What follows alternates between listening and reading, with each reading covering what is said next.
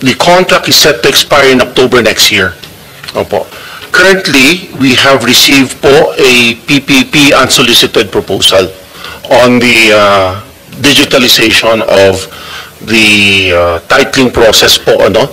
We are set to implement, hopefully, by next year, a fully digital title po that will integrate a blockchain technology, GIS, and artificial intelligence po. So we are currently po reviewing yung unsolicited proposal. Kung hindi nyo itinuloy na lang yung existing na BOT? Magsiset po, the contract will expire po by October next year po. But I just want to inquire, itong existing ninyo, how is it performing? Kasi kung maganda naman, bakit you're looking for a new technology partner? The unsolicited proposal came from the same group rin po. Opo. So this is going to be a much more sophisticated technology kasi blockchain na siya. Yes, Mr. Chair. So it's the same group, but they're upgrading their technology. Opo. Sir, incidentally po pala, the original group, nagkaroon po ito ng divestment po eh. So, different ano rin ho to. It's a different set of owners po right now from the original proponent po. Who is the original proponent? I believe po, it was the group of Mayor Kembao po. Stratcom po. Stratcom. Okay, Stratcom. Okay. And then nag-divest po siya, I think when he ran as a public officer, nag-divest po siya. So it's a different group po altogether. Okay. And then, but the same company? Yes, sir. Okay. And then, actually, ang LRA is almost self-sufficient. You generate close to about 18 billion in revenues? Last year po, we contributed to the National Treasury 12 billion po. 12 billion? Opo. Okay. Now, what's the total revenue that LRA collects? Under the BOT agreement po, separate po kasi yung payment sa IT po.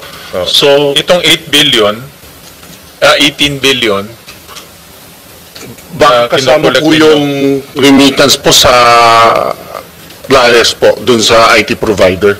So yung 8, pero tama, 18. Accurate ba yan? Tama ba? Dito sir.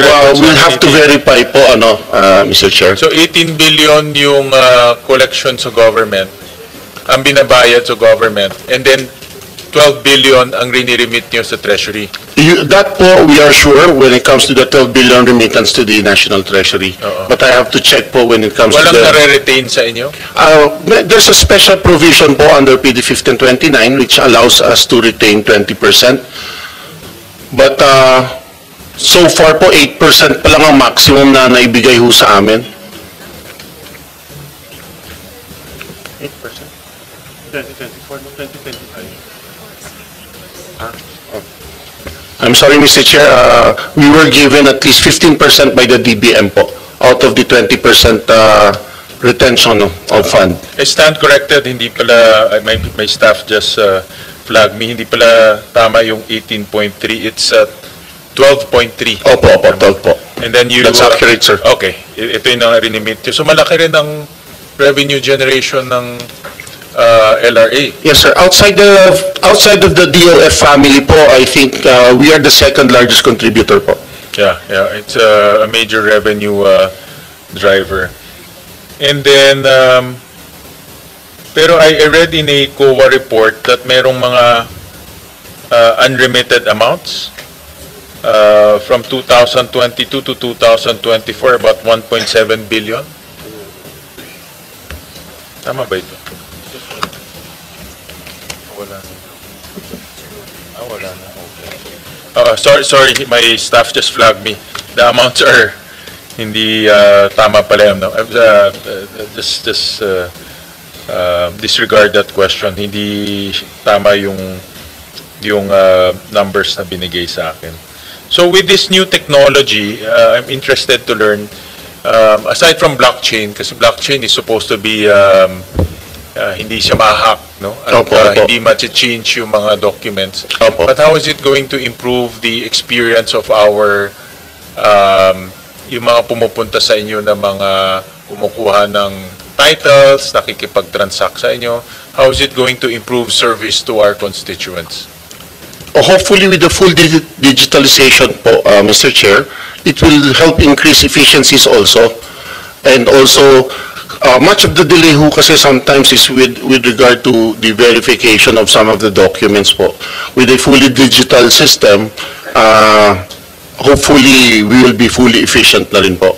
Yan ang goal, talagang full digital. Yes, sir. We intend to have a digital title that will hopefully do away with the paper Physical. title. Opo, opo. So that's the goal. Kailan mangyayari yan? Well, I'm looking at a 10-year period po because Tagal naman, 10 years pa.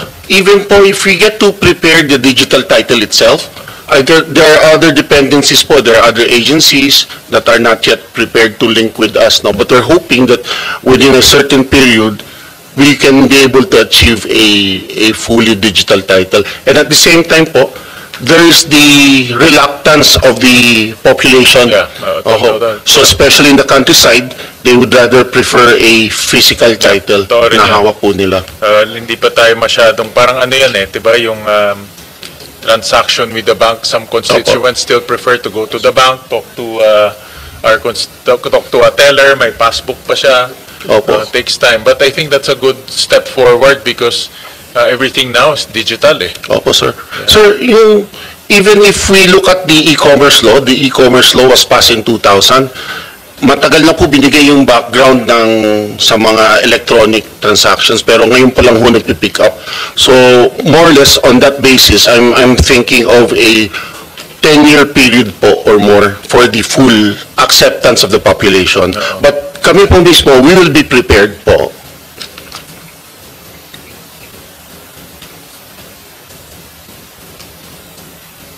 How about outside of that digital titles? What improvements are you introducing to the delivery of service to our constituents? Opo. Currently po, we are hopefully by the year end, our agency will be prepared to accept cashless transactions na rin po to make it easier.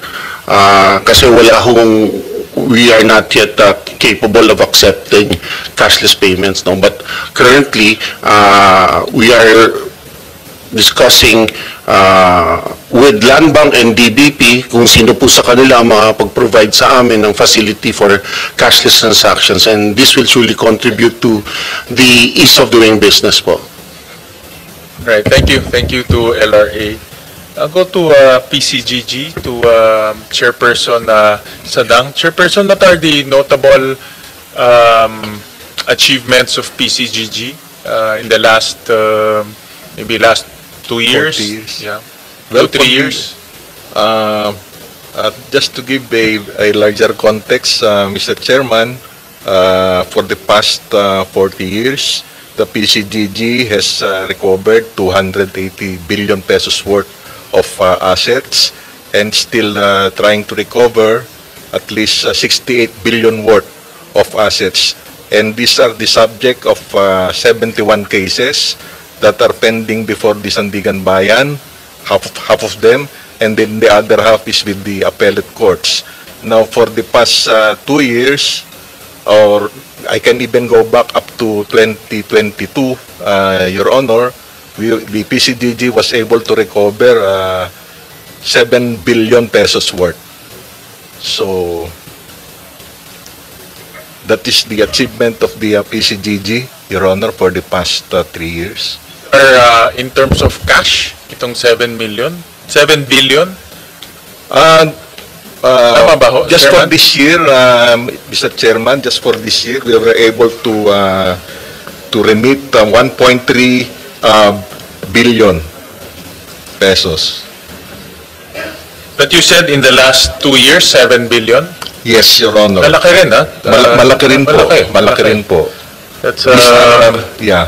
that's a good amount to fund a lot of our Yes. requirements. Narinig yun man, daming requirements. no? Opo, opo.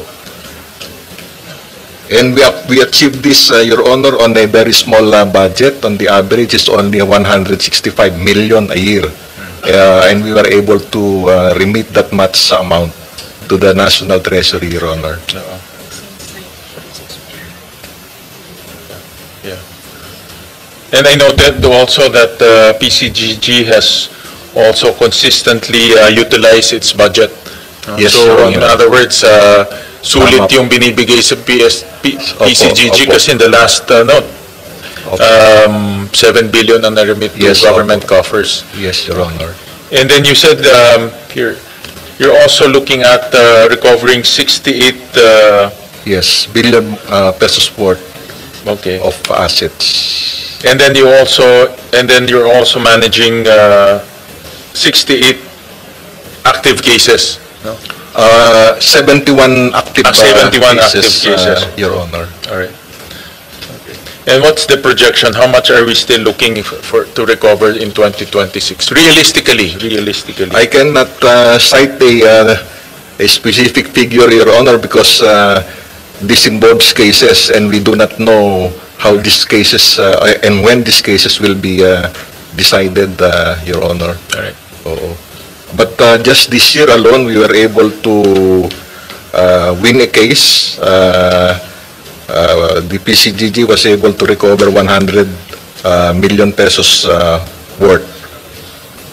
No, 1.3 billion, you said 1.3? For this year, Your Honor, as of this time, we were able to remit 1.3 billion 1.3 to billion. the Treasury.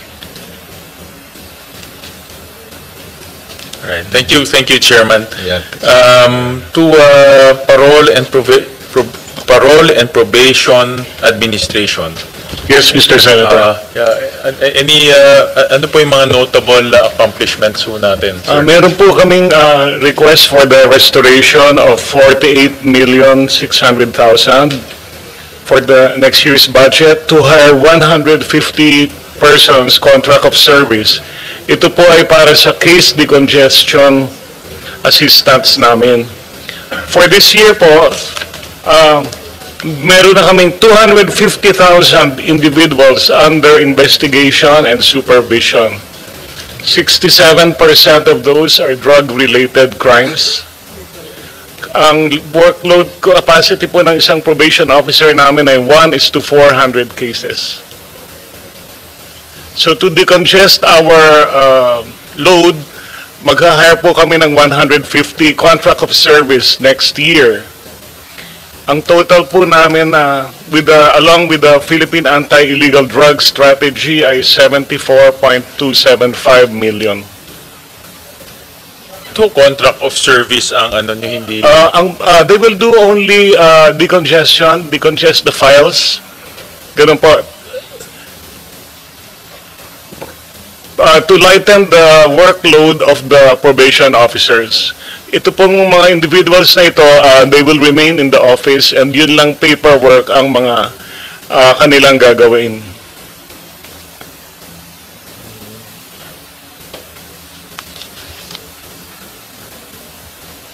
They will increase the disposition of investigation cases and ipatutupad po namin ang speedy and compassionate justice, Your Honor. And ilan po ang individuals na nasa loob po ng inyong yung minamanage ninyo? Kami po ay non-custodial in nature. For this year alone, ang savings po namin for the national government ay 4.530 billion. And we are a 49-year-old agency. From the time we were born in 1978, we have saved the national government 27.215 billion pesos. Okay. But how many clients are you managing right now? For this year, napapasok po 250,000. 250,000. Ang papasok Or being processed in being processed. with us, investigation and supervision. Okay. All of these individuals are court-designated individuals, persons. Okay. And then, but yan ba ang average nyo? 250